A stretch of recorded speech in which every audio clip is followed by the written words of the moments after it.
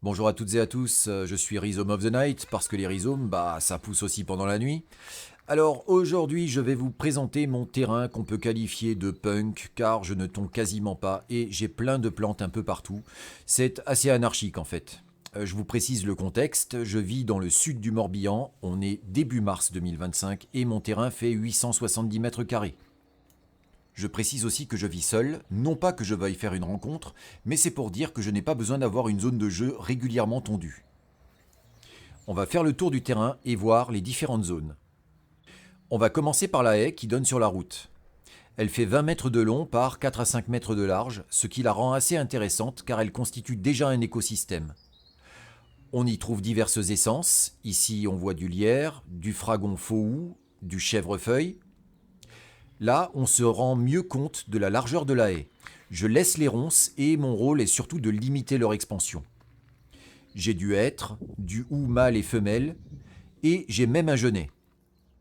Il y a également plusieurs noisetiers, et j'ai un sureau issu d'une branche que j'ai plantée il y a 1 an et demi, et il fait déjà 2 mètres. J'ai aussi ajouté une jeune pousse de bois de Sainte-Lucie, et je vous expliquerai pourquoi un peu plus tard. Alors, la largeur de la haie est suffisante pour avoir une petite zone de sous-bois dans laquelle je commence à avoir pas mal d'ail des ours. Alors attention, la feuille au premier plan est de l'arôme. Il faut quand même faire gaffe parce que sinon vous risquez de décéder par la mort. Alors oui, de temps en temps, j'ai aussi des rejets de laurier palme, une essence qui a été beaucoup plantée et qui est assez invasive. Donc là, pas le choix, je coupe régulièrement les rejets. Et puis, j'ai mis des tas de bois un petit peu partout, histoire d'abriter les petites bêtes. J'ai aussi une petite cabane pour les hérissons que j'avais construite après avoir recueilli 4 petits qui avaient perdu leur mère.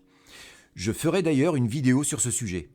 En tout cas, si vous voyez un hérisson en pleine journée, ce n'est pas normal et je vous conseille de contacter Alliance Hérisson pour la marche à suivre. Comme vous pouvez le voir, rien n'est tondu et j'ai juste fait des allées de passage. On arrive maintenant dans la zone sud du terrain où j'ai divers fruitiers.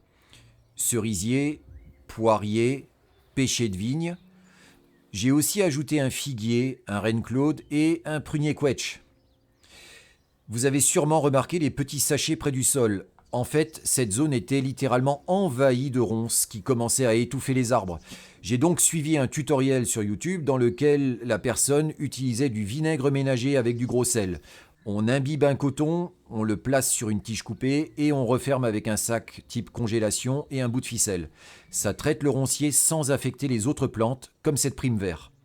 Et au bout d'une semaine, on voit que la tige est déjà bien brune. Je me suis aussi fait des carrés à vivaces. Bon, pour le moment, il y a juste l'origan qui commence à faire des feuilles, mais il y a facilement 5 variétés de vivaces dans ce carré. Ici, j'ai des rehausses de palettes avec des pots contenant diverses sortes de menthes, le but de ces pots étant d'éviter leur propagation au reste du bac. Et puis un petit arrangement de pierres, histoire d'offrir un abri aux lézards. J'ai également ajouté un petit bassin qui a déjà un occupant, et là j'ai son abri d'hiver avec un pot et des feuilles mortes. Là, on arrive sur la petite structure que j'ai construite sur le pignon sud de ma maison et vous pouvez voir en haut à gauche un abri à chauve-souris que j'ai pris sur le site de la LPO. Au pied de la structure, j'ai mis des regards à fond ouvert et j'ai du houblon qui ira recouvrir la structure en été et apporter de l'ombre. On arrive maintenant sur la partie potager pour laquelle j'ai déjà testé diverses stratégies pour finalement revenir à quelque chose de très simple. Comme j'ai décidé de laisser mon terrain vivre, j'ai arrêté de lutter contre les adventices et je limite ma petite production à la serre et à des carrés. Le fabricant de ma serre est Serre en direct. Bon, moi j'ai le plus petit modèle Dolmen, mais la qualité est très bonne et elle a déjà résisté à plusieurs tempêtes. À l'intérieur, j'ai déjà planté pas mal d'ail et j'ai démarré quelques semis, sachant qu'il ne faut pas non plus trop se précipiter car le gel peut encore revenir rapidement. Autour de la serre, j'ai planté un maximum de boutures de sarriette vivace, le but étant de tapisser le pourtour. Ici, on a ma structure pour plantes grimpantes avec de jeunes kiwis mâles et femelles. J'ai aussi planté de l'ail un peu partout, dont de l'ail des vignes, de l'ail rocambole ou encore du poireau perpétuel. Vous aurez compris que j'aime bien l'ail, ce qui justifie peut-être mon célibat. Alors, comme je l'ai dit un peu plus tôt, je privilégie des carrés, mais ils ne sont pas surélevés, sauf pour les fraisiers. Le but est d'avoir une délimitation pour m'y retrouver et laisser le terrain vivre tout autour. Même si je ne récolte pas beaucoup, ce n'est pas grave, ça me suffit. On arrive maintenant au niveau de la clôture sud qui donne sur le poulailler de mon voisin. J'avais planté 2 chèvrefeuilles à feuilles persistantes, mais je me rends compte que ce n'est pas l'idéal pour couvrir cette clôture qui ne fait qu'1,50 m de hauteur, car il cherche à monter plutôt qu'à s'accrocher aux mailles. Mais bon, je laisse comme ça va apporter une belle floraison. On arrive à la partie est, assez ombragée, avec le composteur et beaucoup de lierre. Juste à côté, on a l'arrière de l'abri à bois d'un autre voisin, et j'ai mis en place une grille avec des branches et des cordelettes pour que le lierre puisse couvrir cette paroi. Il a d'ailleurs déjà commencé à progresser. On se dirige maintenant le long de la partie est. On voit mes bacs à fraisier, qui sont les seuls à être surélevés, et mon Stahl à droite. Bah oui, je viens de Moselle-Est. Bon, vous voyez une petite pompe à chaleur, mais en fait je me chauffe à 95% au bois. Ma maison est très bien isolée et j'utilise tout juste 2 stères par an. Je ferai d'ailleurs une vidéo sur ce sujet. Ici, on a une autre zone que je laisse vivre et dans laquelle j'ai aussi semé pas mal de choses. On arrive sur mon carré à macaon avec du fenouil sauvage qui commence à se montrer, de la livèche qui n'est pas encore sortie et de la rue odorante. Ces plantes, mais également les fans de carottes, sont consommées par la chenille du macaon, qui est le plus grand papillon de jour de France. La chenille est inoffensive et n'est pas invasive. Et si vous la laissez vivre, elle donnera ce magnifique papillon. Là, on a la haie de mon voisin qui est assez dense. Il a également un grand laurier palme qui a au moins le mérite de garder ses feuilles en hiver et d'abriter des oiseaux.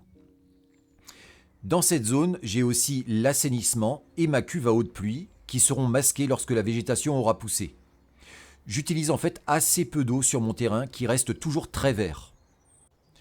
J'avais aussi planté un buddleia, mais je précise qu'il est stérile et donc non invasif. Cet arbuste est parfois accusé de trop attirer les pollinisateurs, et en fait pas chez moi, parce que j'ai tellement de diversité qu'il ne se focalise pas plus que ça sur le buddleia.